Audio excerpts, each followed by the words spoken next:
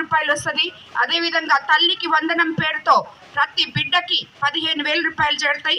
అలాగే నిరుద్యోగ యువకులకి నెలకి 1,500, 20 లక్షల జాబ్లు, మెగా డిఎస్సి వస్తుంది. అదేవిధంగా రైతులకి పెట్టుబడుల కింద 20,000 ఇస్తున్నారు. అవ్వాతాతలకి పెన్షన్ 3,000 నుంచి 4,000 చేస్తున్నారు. వికలాంగుల పెన్షన్ 6,000 ఉంది.